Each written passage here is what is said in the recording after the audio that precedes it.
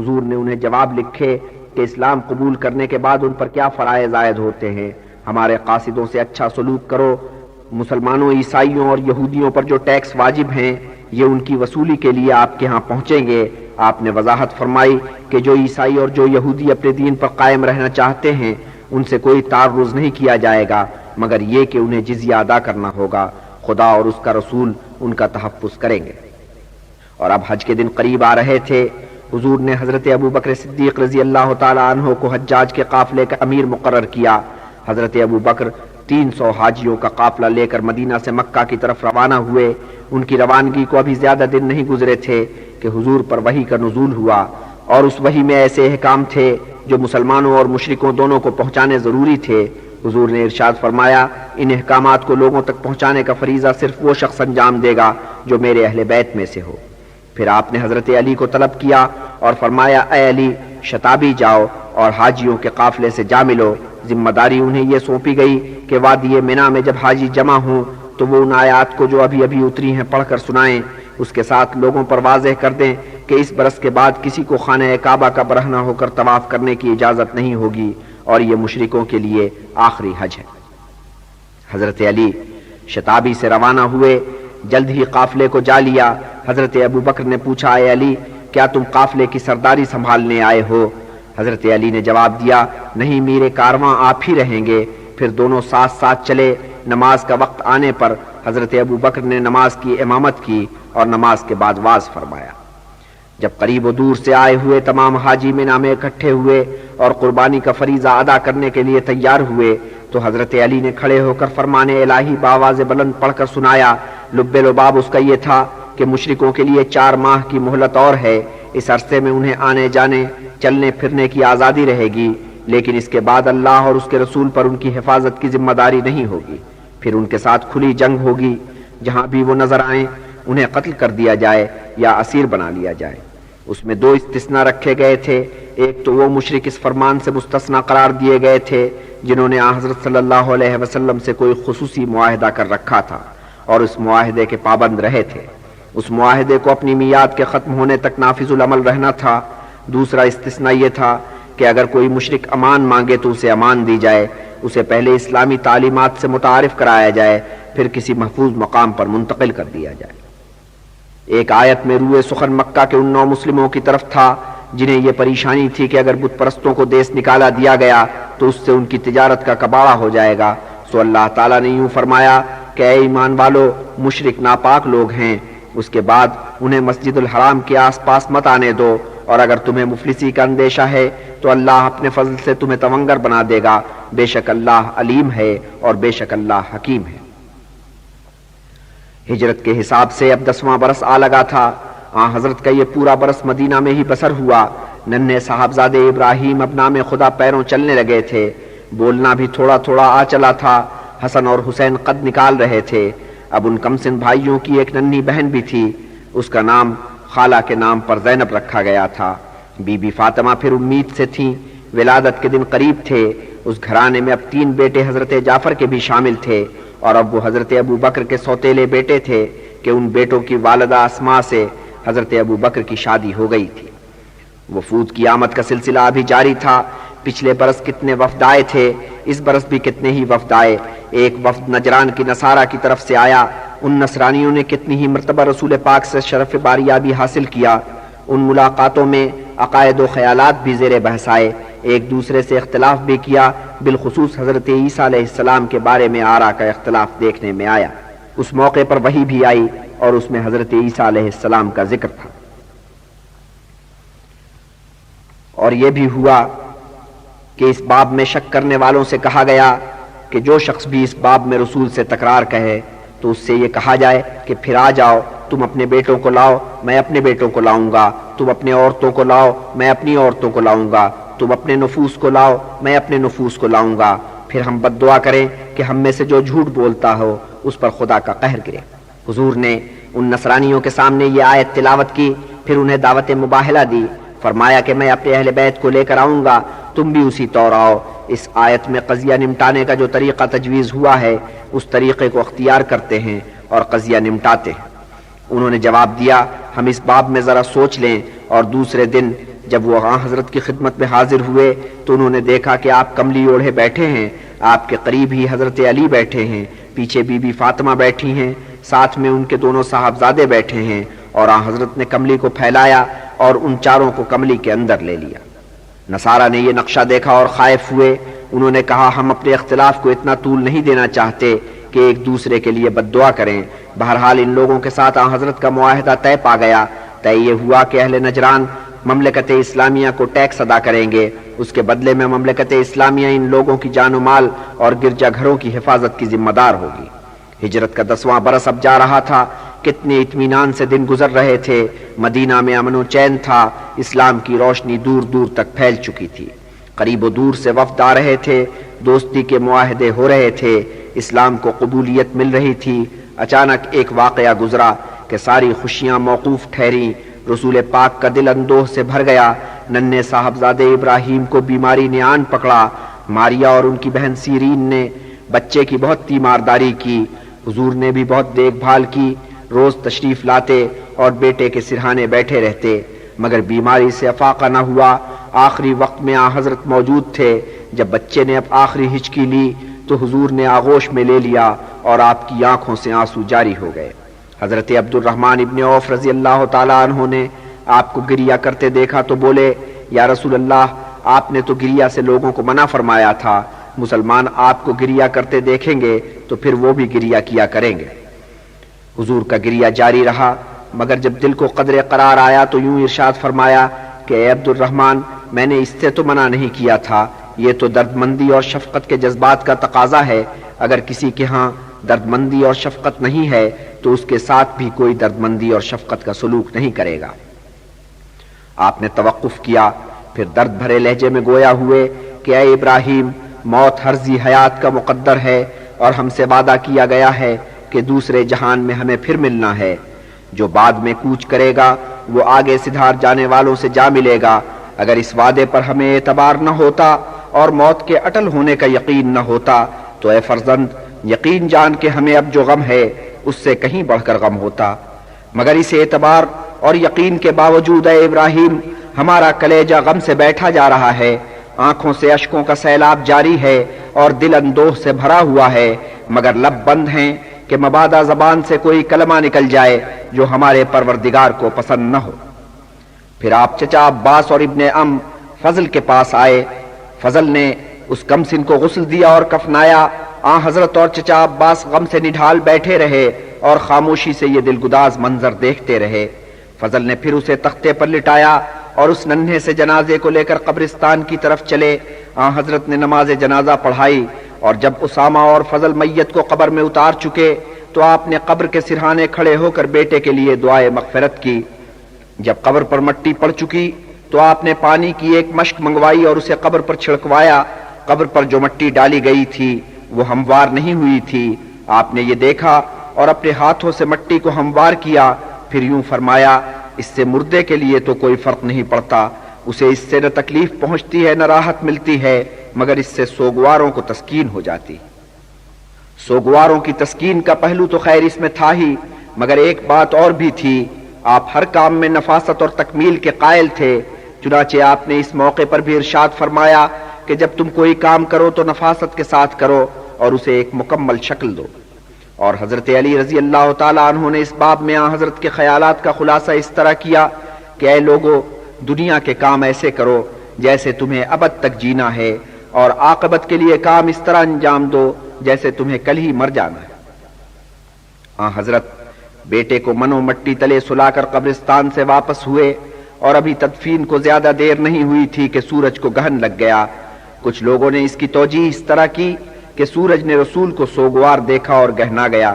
اس پر حضرت نے ارشاد فرمایا کہ لوگوں، چاند اور سورج اللہ کی نشانیوں میں سے دو نشانیاں ہیں، کسی خاکی کی موت سے اس کی روشنی مان نہیں پڑتی، سو اے لوگوں، جب تم انہیں گہن لگتا دیکھو تو مصلے پر بیٹھ جاؤ اور دعا کرو اس وقت تک جب تک انہیں گہن سے نجات نہ مل جائے۔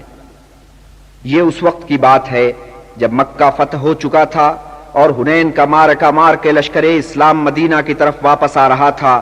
رسول پاک اصحاب سے مخاطب ہوئے اور فرمایا جہاد اصغر ہو چکا، اب ہم جہاد اکبر کی طرف جا رہے ہیں۔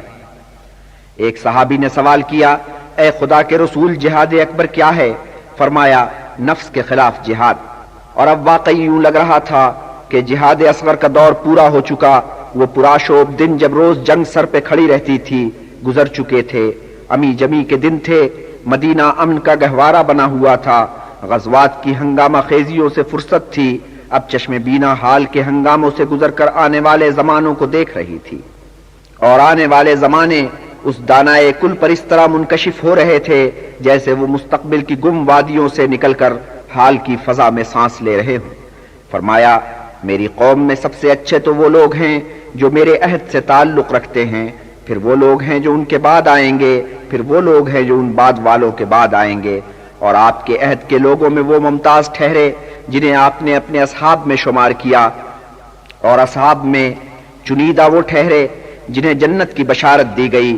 یہ 10 اصحاب تھے، حضرت ابو بکر، حضرت عمر، حضرت عثمان، حضرت علی، حضرت عبد الرحمن ابن عوف، حضرت ابو عبیدہ، حضرت طلحہ، حضرت زبیر، حضرت سعد بن زہرہ، حضرت سعید بن زید۔ یہ اصحاب ایک دن حضور کی خدمت میں حاضر تھے اور آپ نے انہیں جنت کی بشارت دی، یوں وہ عشرہ مبشرہ ٹھہرے۔ اور فرمایا آپ نے کہ جنت 3 شخصوں کے لیے چشم براہ ہے، علی کے لیے، عمار کے لیے اور سلمان کے لیے۔ اور یوں ارشاد فرمایا آپ نے بیوی فاطمہ سے کہ اے فاطمہ، جنت کی بیویوں میں تیرا مقام سب سے بلند ہے، بس ایک عمران کی بیٹی مریم کا استثناء۔ اور آپ نے خبر دی، آپ کی حکمت و بصیرت سب سے بڑھ کر حضرت علی کے واسطے سے آنے والوں تک پہنچے گی۔ فرمایا، میں علم کا شہر ہوں، علی اس شہر کا دروازہ۔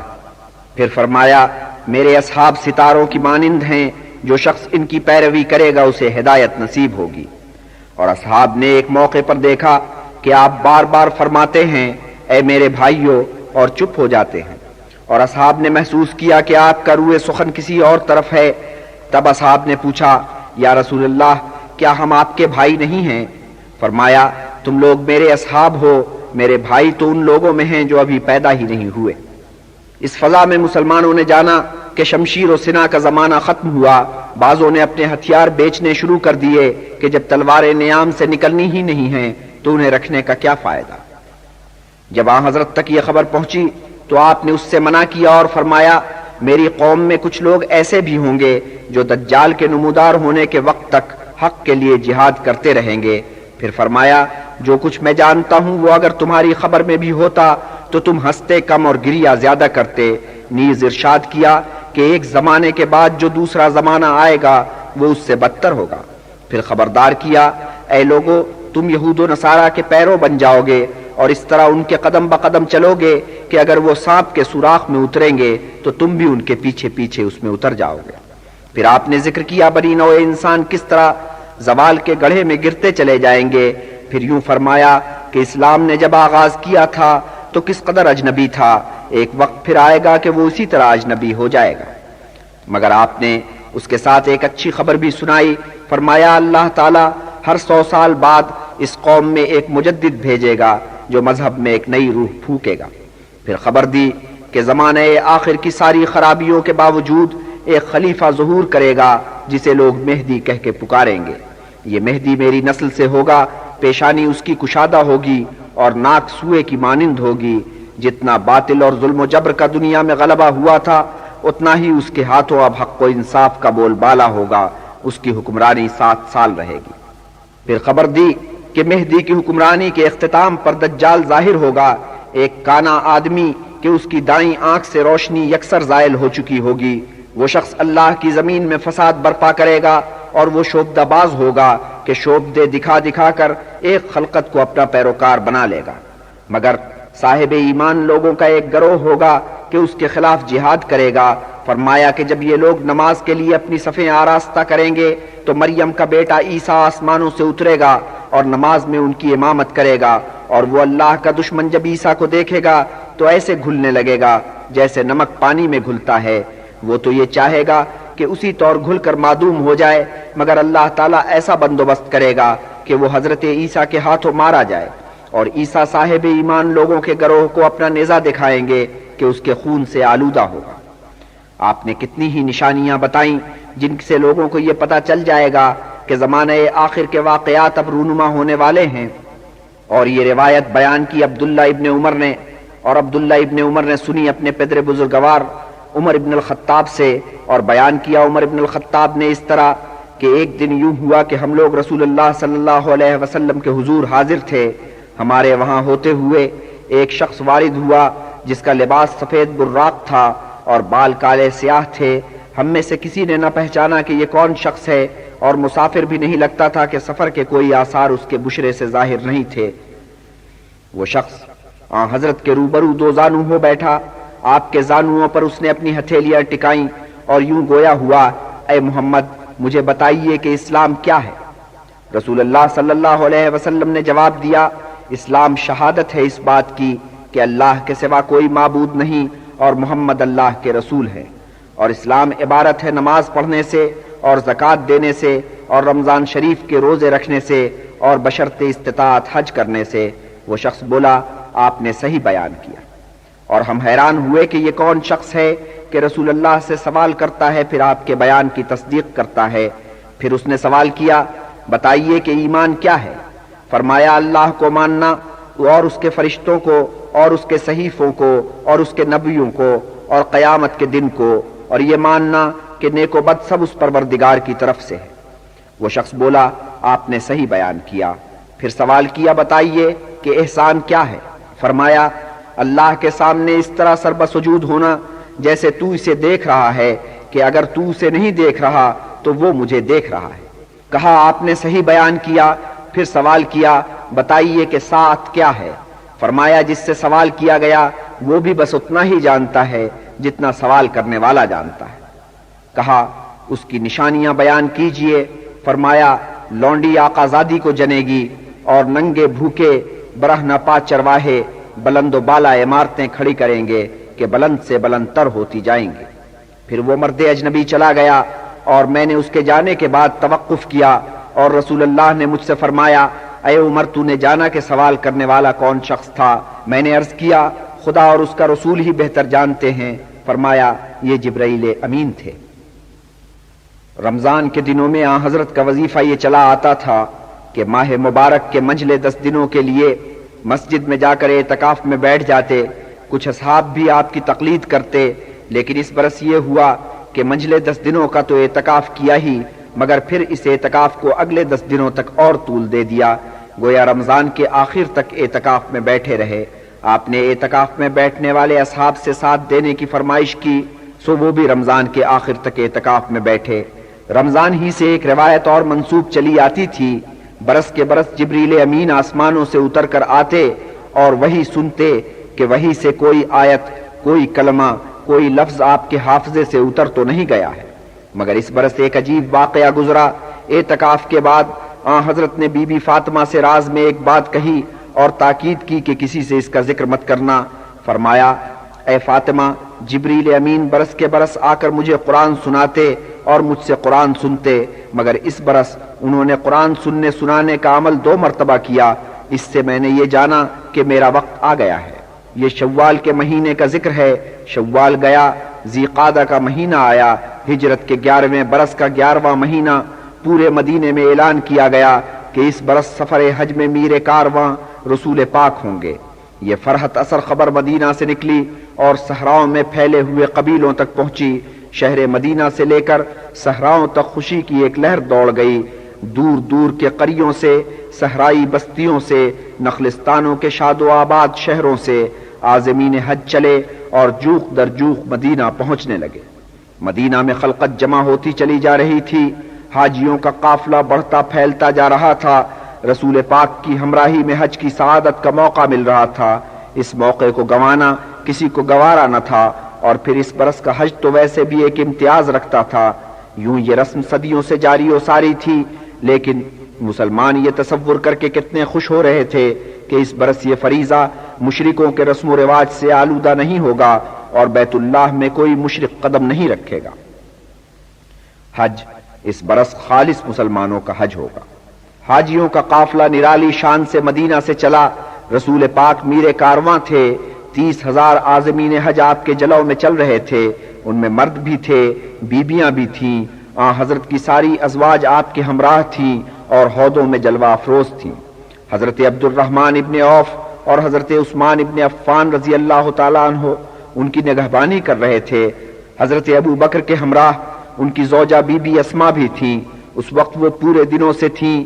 ابتدائے سفر ہی میں ایک پڑاؤ پر انہیں درد ذہن بیکل کیا، بیٹا پیدا ہوا، اس کا نام محمد رکھا گیا۔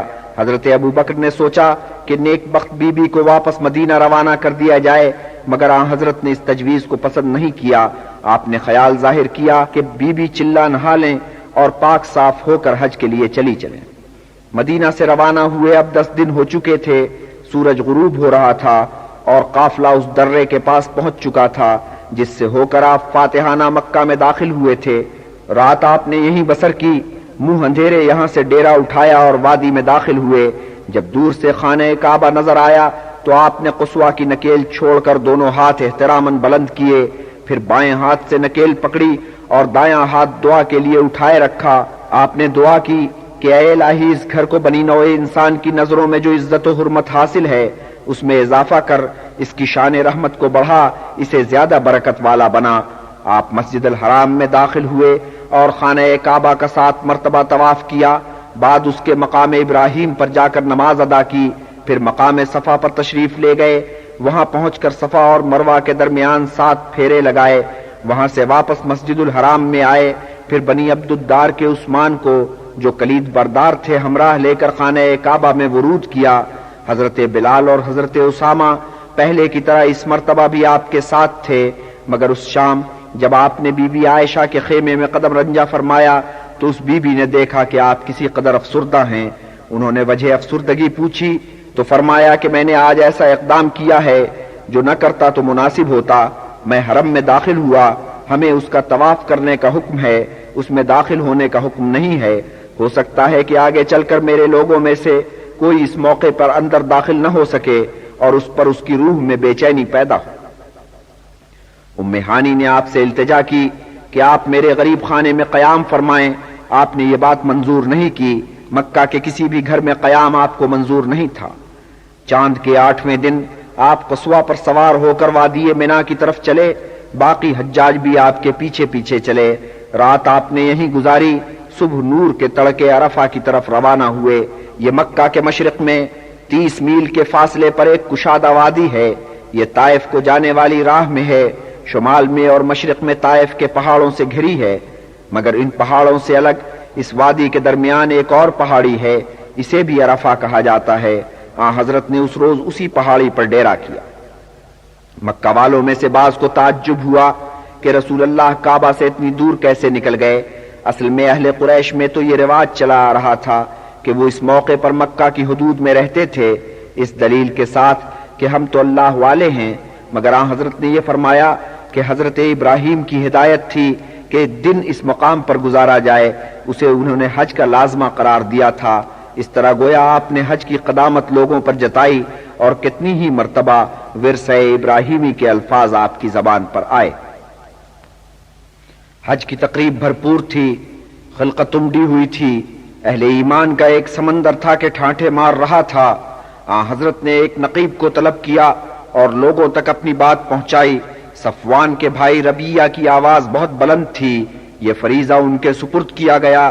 وہ مجمع کے بیچ کھڑے ہو کر پکارے، اے لوگوں سنو کہ رسول اللہ کیا فرماتے ہیں، دیکھتے ہو کہ یہ کون سا مہینہ ہے۔ مجمع پہ ایک سکوت طاری ہو گیا اور ربیہ اونچی آواز سے بولے، یہ ماہ مقدس ہے۔ پھر انہوں نے پکار کر سوال کیا، اے لوگوں دیکھتے ہو یہ کون سی زمین ہے۔ مجمع پر پھر سناٹا طاری ہو گیا اور ربیہ بڑی آواز سے پکارے، یہ ارض مقدس ہے۔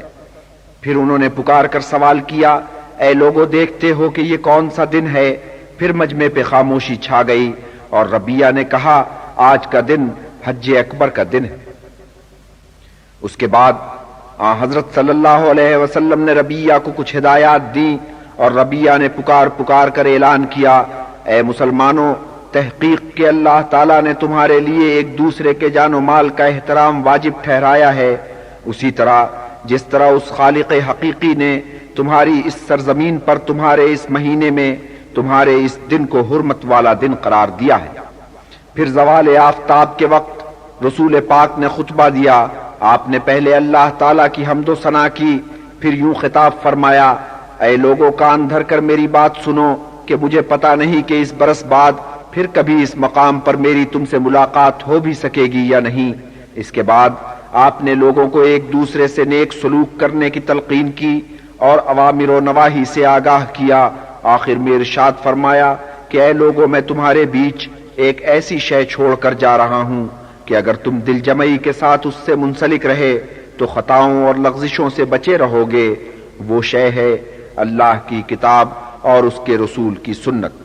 سو اے لوگوں، میری بات توجہ سے سنو اور سمجھنے کی کوشش کرو۔ پھر آپ نے ایک آیت پڑھ کر سنائی کہ ابھی ابھی آپ پر نازل ہوئی تھی اور جس کے ساتھ قرآن اپنے اختتام کو پہنچا، الیوم اکملت لکم دینکم واتممت علیکم نعمتی، آج کے دن میں نے تمہارے دین کو مکمل کر دیا اور اپنی نعمت تمہیں پوری پہنچا دی، اور میں نے یہ پسند کیا کہ تمہیں اسلام سے بطور ایک دین کے نوازا جائے۔ پھر آپ نے سوال کیا، اے لوگوں، کیا میں نے دیانت داری کے ساتھ تمہیں اپنا پیغام پہنچا دیا ہے؟ پورے مجمع نے بیک زبان کہا، بے شک یا رسول اللہ، اور اسی کے ساتھ آوازیں بلند ہوئیں، اللہم نعم۔ تب رسول پاک نے اپنی انگشت شہادت بلند کی اور فرمایا، اے میرے معبود گواہ رہنا۔ اس کے بعد آپ نے ظہر اور عصر کی نمازیں ادا کی، پھر باقی دن کہ یوم عرفہ کہلاتا ہے ذکر و فکر الہی میں بسر کیا، مگر سورج کے غروب ہوتے ہی آپ اپنے ناقے پہ سوار ہوئے، حضرت اسامہ کو اشارہ کیا سو وہ بھی اپنی اونٹ پر سوار ہو کر پیچھے پیچھے چلے۔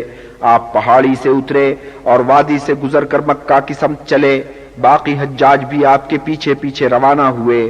رسم یہ چلی آتی تھی کہ یہاں لوگ بہت تیز تیز چلتے تھے، لیکن حضرت نے اس وقت لوگوں کو تیز چلتے دیکھا تو فرمایا، آہستہ آہستہ سکون قلب کے ساتھ، اور تم میں جو لوگ توانا و تندرست ہیں وہ کمزور لوگوں کا خیال رکھیں۔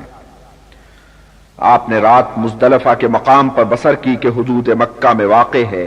یہاں سے کنکریاں چنی جو شیطان کو مارنی تھیں۔ وادی منی میں عقبہ کے مقام پر 3 ستون ہیں جو شیطان سے منسوب چلے آتے ہیں۔ ابھی تڑکا تھا کہ بی بی سودا نے حضرت صلی اللہ علیہ وسلم سے مزدلفہ سے رخصت ہونے کی اجازت چاہی۔ بات یہ تھی کہ بی بی سودا دراز قد اور بھاری بھرکم خاتون تھیں، سو وہ سفر میں جلدی تھک گئیں اور گرمی نے بھی انہیں بہت ستایا۔ وہ چاہتی تھی کہ اول وقت میں دوسروں سے پہلے منی میں پہنچ کر شیطان کو کنکریاں مارنے کی رسم ادا کریں اور واپس آ جائیں۔ حضرت نے ام سلیم کو ان کے ساتھ کر دیا اور عبداللہ ابن عباس کی حفاظت میں انہیں منی روانہ کیا۔ حضور فجر کی نماز کے بعد مزدلفہ سے روانہ ہوئے۔ آپ کے پیچھے فضل تھے کہ اونٹ پر سوار تھے، باقی حاجی بھی جلو میں چل رہے تھے۔ اب آپ عقبہ سے گزر رہے تھے۔ یہ وہی جگہ تھی جہاں آپ سے 12 برس ادھر بنی خزرج کے 6 فرد آپ سے آ کر ملے تھے اور آپ کے ہاتھ پر بیعت کی، اور اس کے نتیجے میں پہلے ایک معاہدہ ہوا، پھر دوسرا معاہدہ ہوا۔ شیطان کو کنکریاں مارنے کی رسم جب ادا ہو چکی تو قربانی کا فریضہ ادا کیا گیا۔ اس کے بعد حضرت نے اپنا سر منڈوایا۔ حاجی ارد گرد اکٹھے ہو گئے۔ ہر ایک کی خواہش تھی کہ حضرت کے ترشے ہوئے بالوں میں سے کوئی منہ مبارک اسے بھی مل جائے، اور حضرت ابوبکر رضی اللہ تعالی عنہ نے خالد ابن ولید کا احوال یوں بیان کیا کہ اس جوان کا جنگ احد اور جنگ خندق میں کیا حال تھا، اور اب یہ حال تھا کہ رسول پاک سے التجا کر رہا تھا کہ یا رسول اللہ، میرے ماں باپ آپ پر سے قربان ہوں، پیشانی مبارک پر پڑی ہوئی لٹ مجھے عطا ہو۔ اور جب بال تراشنے والے نے آپ کی لٹ تراشی اور آپ نے وہ لٹ خالد کو عطا کی تو اس شخص نے کس عقیدت سے اس لٹ کو چوما اور آنکھوں سے لگایا۔ اب حضرت نے حاجیوں کو ہدایت کی کہ جا کر خانہ کعبہ کا طواف کرو، پھر وہاں سے واپس آ جانا کہ یہ رات اور اگلی 2 راتیں ہمیں منی میں بسر کرنی ہیں۔ آپ سب کے جانے کے بعد سہ پہر کو خانہ کعبہ کے لیے روانہ ہوئے۔ حضرت علی مدینہ سے ساتھ نہیں چلے تھے۔ ایام حج سے بہت پہلے رمضان کے مہینے میں حضرت نے انہیں یمن کی مہم پر روانہ کیا تھا۔ 300 گھڑ سوار ان کی کمان میں دیے گئے تھے۔ مہم سر کر کے اب وہ مکہ آ رہے تھے، اور کس برق رفتاری کے ساتھ آ رہے تھے کہ جلدی سے پہنچ کر رسول کا دیدار کریں اور آپ کے ساتھ حج کرنے کی سعادت حاصل کریں۔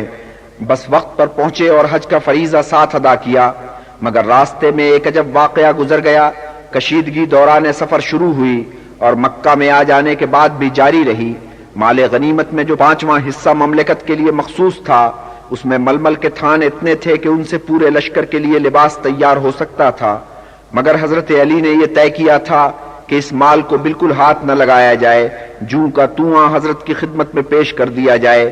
مگر حضرت علی نے جس شخص کو اس مال کا نگران مقرر کیا، اس نے حضرت علی کی عارضی عدم موجودگی سے فائدہ اٹھایا۔ لشکر والوں نے اسے پھسلایا اور وہ پھسلائے میں آ گیا۔ ہر لشکری کو